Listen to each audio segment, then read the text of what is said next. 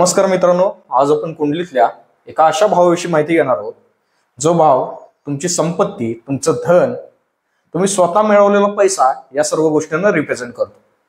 तुमचा जो सस्टेनन्स आहे तो सुद्धा या भावातनं पाहिला जातो। त्यामुळे हा भाव फार इम्पॉर्टंट भाव आहे। आता थोडक्यात सांगायचं झालं तर हा कुंडलीतला दुसरा भाव आपल्या सस्टेनन्सला दाखवतो। हाच भाव आपल्याला काय दाखवणार आहे तर आपला मनीचा, आपल्या पैशाचा सोर्स काय आहे याचं आपल्याला उत्तर देणार आहे। आता सिंपली आपल्याला काय बघायचं आहे तर दुसऱ्या भावाचा स्वामी कोण आहे आणि तो कुठं बसलेला आहे। दुसऱ्या भावाचा स्वामी कोणता प्लॅनेट आहे आणि तो कोणत्या भावामध्ये बसलेला आहे, ह्या दोन गोष्टी आपल्याला आपल्या धनाचं, आपल्या संपत्तीचं, आपल्या पैशाचं सोल्युशन देणार आहे। आता बघा दुसऱ्या भावाचा स्वामी कसा बघायचा, आपण आज बेसिक पासून स्टार्ट करतोय। तर दुसऱ्या भावाचा स्वामी बघताना दुसऱ्या घरामध्ये, हे जे कुंडलीतलं दुसरं घर आहे त्या घरामध्ये कोणती राशी आहे ते पहिल्यांदा बघून घ्यायचं आहे। तुम्ही तुमची कुंडली समोर ठेवू शकता। 1 नंबर 2 नंबर हे जे नंबर लिहिलेले आहेत ते नंबर म्हणजे भाव आहेत। आता ह्या ठिकाणी तुमच्या कुठलेही वेगळे नंबर येऊ शकतात। जे नंबर इथे लिहिलेले असणार आहेत ते नंबर म्हणजे त्या त्या राशी असणार आहेत। आता बघा तुमच्या 2 नंबरच्या भावामध्ये जर 1 नंबरची रास असेल, ज्याला मेष रास म्हटली जाते, ज्याचा स्वामी कोण आहे मंगळ आहे, तर मंगळ कोण होणार तुमचा सेकंड लॉर्ड, दुसऱ्या भावाचा स्वामी। 2 नंबरच्या भावामध्ये जर 2 नंबरची रास लिहिलेली असेल तर ती रास कोणती आहे, वृषभ रास आहे, ज्याचा स्वामी कोण आहे शुक्र आहे, हा तुमचा दुसऱ्या भावाचा स्वामी होणार। 2 नंबर मध्ये जर 3 नंबर असेल लिहिलेलं तर तिथं मिथुन रास आहे असं पण समजायचं आहे, याचा स्वामी बुध आहे। दुसऱ्या भावामध्ये जर 4 नंबर लिहिलेला असेल कर्क रास आहे, त्याचा स्वामी चंद्रमा आहे। 5 नंबर लिहिला असेल तर सिंह रास आहे, सूर्य स्वामी। 6 नंबर लिहिला असेल तर कन्या रास आहे, बुध स्वामी। 7 नंबर लिहिला असेल तर तुला रास आहे, शुक्र स्वामी। 8 नंबर इथं असेल तर वृश्चिक रास आहे, मंगळ स्वामी। 9 नंबर असेल धनु रास आहे, गुरु स्वामी। 10 नंबर असेल तर मकर रास बसलेली आहे आणि त्याचा स्वामी शनी आहे। 11 नंबर असेल तर कुंभ रास आहे, परत त्याचा स्वामी शनी आहे। 12 नंबर लिहिला असेल तर मीन रास आहे आणि त्याचा स्वामी गुरु आहे। आता तुम्ही सिंपली कोणत्या राशी आपल्या द्वितीय भावामध्ये, दुसऱ्या भावामध्ये बसलेल्या आहेत ते बघायचं आहे। कुंडली ओपन करा, नसेल तर ऍस्ट्रोसेज ऍप वर तुमचं डिटेल्स टाका, तुम्हाला कुंडली मिळून जाते फ्रीली। तर त्या कुंडलीमध्ये दुसऱ्या भावामध्ये कोणती रास आहे ते बघून घ्यायचं आहे। 1 ते 12 पर्यंत कोणताही नंबर, कोणती रास इथं प्लेस असणार आहे।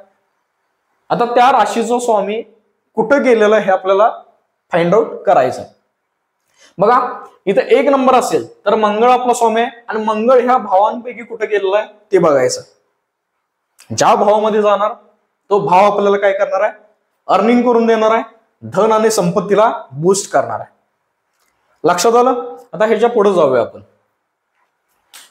बघा दुसऱ्या भावामध्ये जी रास असणार आहे त्या राशीचा स्वामी अर्थात दुसऱ्या भावाचा स्वामी जर पहिल्या भावामध्ये गेला तर याचा अर्थ आहे तुम्ही तुमचा पैसा बॉडीद्वारे, तुम्ही तुमचा पैसा स्वतःला रिप्रेझेंट करून, तुम्ही तुमचा पैसा हेल्थ इंडस्ट्रीतून, तुम्ही तुमचा पैसा मॉडेलिंग मधून, तुम्ही तुमचा पैसा युट्यूबद्वारे, थोडक्यात म्हणजे स्वतःला रिप्रेझेंट करणारी जेवढी क्षेत्र आहेत त्या क्षेत्रामधून, देहाला रिप्रेझेंट करणारे जेवढी क्षेत्र आहेत त्या क्षेत्रामधून मिळवणार आहे। तुमचा पैसा कसा मिळणार आहे हे दुसऱ्याला विचारायची गरज इथं नाही आहे, कारण तो पैसा कसा मिळणार आहे तुम्हाला माहित आहे।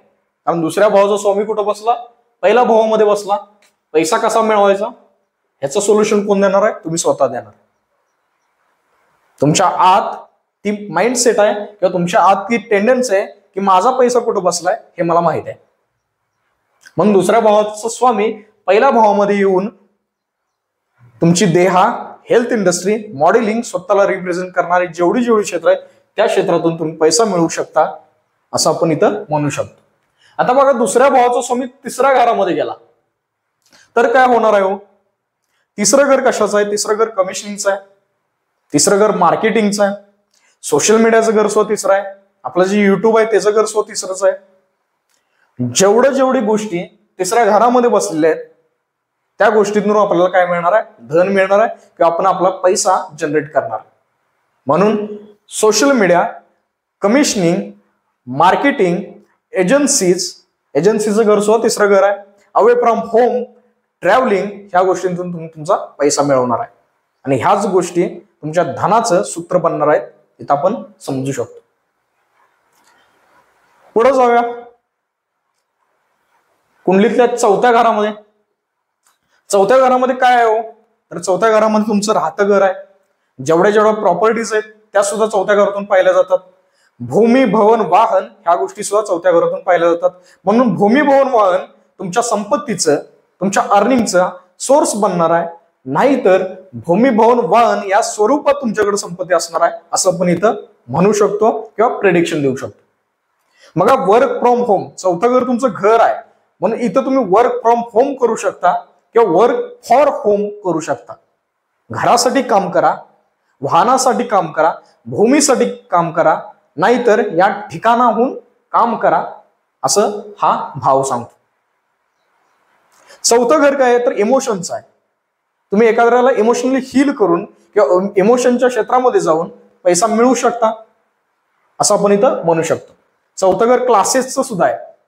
लहान मुलांचे जे क्लासेस आहेत ते सुद्धा चौथ्या घरातून पाहिले जातात. तिथून सुद्धा तुम्ही पैसा मिळवू शकता. जेवढे अन्न पदार्थ आहेत, जसं की डेअरी प्रोडक्ट आहेत, ते सुद्धा चौथ्या घरातून पाहिले जातात. लक्षात येत आहे? छोट्या ज्या इंडस्ट्रीज आहेत त्या सुद्धा चौथ्या घरातून पाहिल्या जातात. बऱ्याच गोष्टी आहेत. ओव्हरऑल चौथ्या घरामध्ये भूमी, भवन, वाहन, इमोशनलनेस या गोष्टीतून आपण आपला धन अर्जन करू शकतो, असं पण इथं म्हणायचं आहे किंवा हे आपलं सूत्र बनणार. तर पुढे जाऊया कुंडलीतल्या पाचव्या घरामध्ये. पाचवं घर कशाचं आहे हो? पाचवं घर संतान भाव दाखवतो. याचा एक दुसरा अर्थ पण आहे की ज्यावेळी तुमचे संतान होणार आहे तर त्यानंतर तुमच्या इन्कमचा सोर्स बनणार आहे. दुसरी गोष्ट म्हणजे पाचवं घर काय, बुद्धीचं आहे. पाचवं घर उपायांचं आहे, सोल्युशनचं आहे. तुम्ही अशा क्षेत्रामध्ये जाऊ शकता जिथं उपाय दिले जातात. उपाय दिले जाणं किंवा सोल्युशन दिलं जाणं, अशा क्षेत्रांमध्ये तुम्ही तुमचा पैसा, तुमचं अर्निंग बनवू शकता, असं हे घर सांगतं. पाचवं घर संतांचं आहे, म्हणजे लहान मुलांचं आहे. लहान मुलांच्या रिलेटेड कुठलंही काम करून तुम्ही तुमचा पैसा मिळवू शकता, असं सुद्धा पाचवं घर सांगतं. फायनान्शियल प्लॅनिंग पाचवं घर सांगतं. क्रिएटिव्ह फील्ड कुठलंही असेल, आर्टिस्टिक फील्ड असेल, पाचवं घर सांगतं. जर पाचवं घराचा संबंध दुसऱ्या घराशी असेल तर या क्षेत्रांमधून आपण मनी मिळवू शकतो, असं आपण इथं म्हणायचं.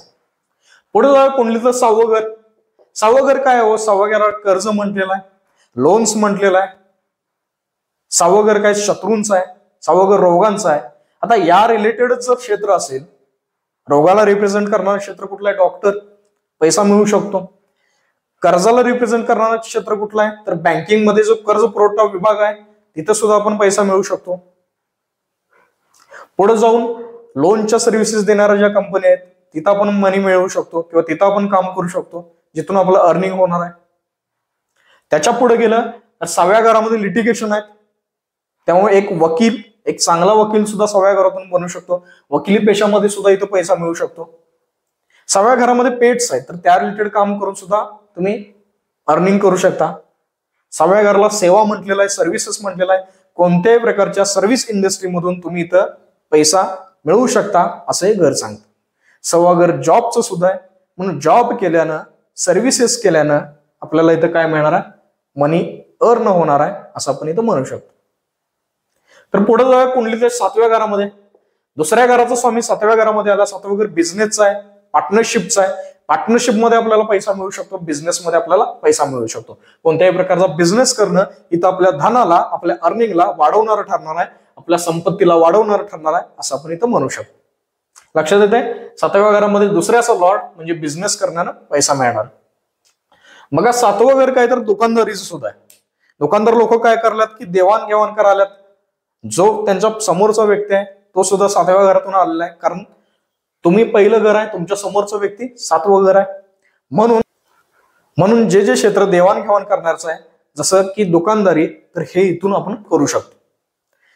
तर पुढे जाऊया आपण आठव्या घरामध्ये. आठवं घर पेढेचं आहे, लॉसचं आहे. अचानकपणे धन मिळणं किंवा अचानकपणे हानी होणं ह्याचं घर सुद्धा आठवं घर आहे. दुसऱ्या घराचा स्वामी आठव्या घरामध्ये गेला, दुसऱ्या भावाचा स्वामी आठव्या घरामध्ये गेला. याचा अर्थ काय?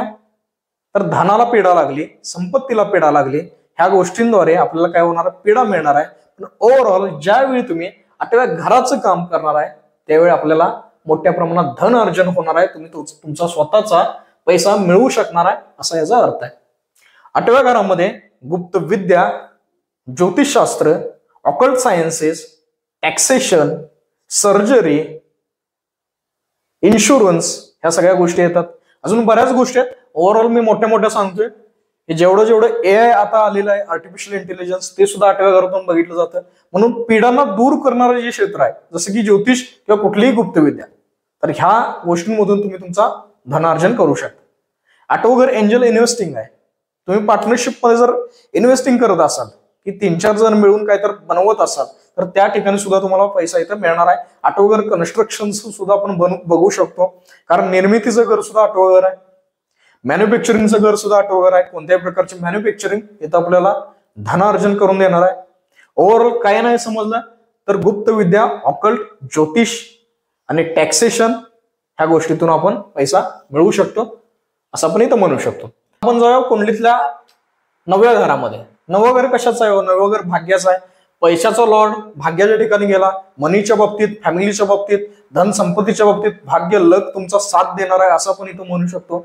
9वं घर गुरुचं आहे. 9वं घर वडिलांचं आहे. वडिलांद्वारे, गुरुद्वारे आपल्याला धनार्जन होणार आहे असं आपण इथं म्हणू शकतो. 9वं घर कशाचं आहे? 9वं घर पितरांचं आहे. पितरांद्वारे आपल्याला धनार्जन मिळणार आहे असं आपण इथं म्हणू शकतो. पण ओव्हरऑल 9वं घर काय तर हायर लर्निंगचं आहे. ज्यावेळी तुम्ही हायर लर्निंग घेणार आहे त्यावेळी आपल्या इन्कमचा, आपल्या पैशाचा सोर्स बनणार आहे असं आपण म्हणू शकतो. तुमचं हायर लर्निंग देणं किंवा प्रोफेसर लेवलचं जे एज्युकेशन आहे किंवा प्रोफेसर लेवलचं जे शिकवण आहे तिथून आपण पैसा मिळवू शकतो असं आपलं हे 9वं घर सांगतं. तुम्ही टीचिंग फील्डमध्ये जाऊ शकता, एक चांगला गायडन्स देऊ शकता, धर्माच्या रिलेटेड कुठल्याही गोष्टी करू शकता, तिथं आपला पैसा बसलेला आहे असं आपण म्हणू शकतो. गुरुस्थान असल्यामुळे गुरुचं कार्य करू शकता, आपल्याला इथं धनार्जन होणार आहे असं आपण म्हणू शकतो. पुढे जाऊया कुंडलीतल्या 10व्या घरामध्ये. 10वं घर कर्मक्षेत्राचं आहे. तुमचा पैसा कर्मक्षेत्रामधून येणार आहे. सेल्फ अर्न मनी कर्मक्षेत्रामधून येणार आहे असं आपण इथं म्हणू शकतो. कर्माबरोबर 10वं घर कशात आहे तर पॉलिटिक्स आहे, समाजाचं आहे. पॉलिटिक्स मधून, समाजामधून आपल्याला मनी मिळणार आहे असं आपण म्हणू शकतो. 10वं घर पदाचं आहे. एखादा पद मिळणं किंवा पदातून आपल्याला अर्निंग होणं असं आपण म्हणू शकतो. कोणत्याही प्रकारचं पद आपल्याला इथं पैसा देऊ शकतं. ओव्हरऑल समाजाचं, पॉलिटिक्सचं, गव्हर्नमेंटचं घर 10वं घर आहे, तर त्या ठिकाणून आपला पैसा बसलेला आहे असं आपण म्हणू शकतो. पुढे जाऊया कुंडलीतल्या 11व्या घरामध्ये. 11वं घर तुमचं काय आहे तर 11वं घर तुमच्या इच्छा आहेत. इच्छांबरोबर 11वं घर लाभ आहे. म्हणजे पैशाच्या बाबतीत हे घर लाभ दाखवतं. 11वं घर तुमचे मित्र आहेत. मित्रांच्याकडून लाभ दाखवतं. मित्रांकडून पैसा सुद्धा दाखवतं. मित्रांबरोबर पार्टनरशिप करू शकता, इथं आपल्याला धनार्जन होणार आहे.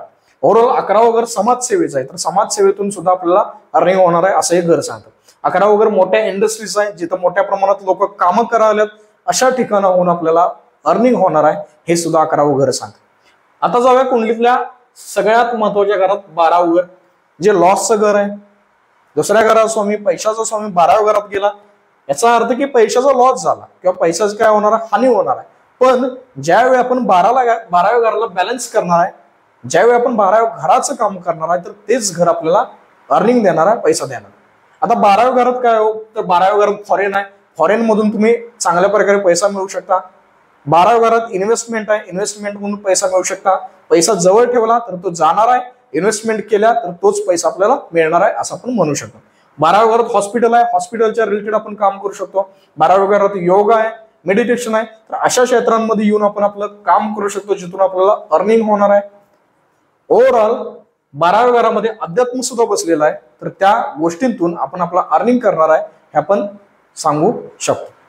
तर अशा प्रकारे दुसऱ्या घरामध्ये कोणत्या राशी आहेत हे बघायचं आहे. त्या राशींचा स्वामी पहिल्या घरापासून 12व्या घरापर्यंत कोणत्या घरामध्ये बसलेलं आहे हे बघायचं आहे, आणि तेच घर आपल्या अर्निंगचं सूत्र बनणार आहे, आपल्या अर्निंगची चावी आहे असं आपण इथं म्हणू शकतो. धन्यवाद.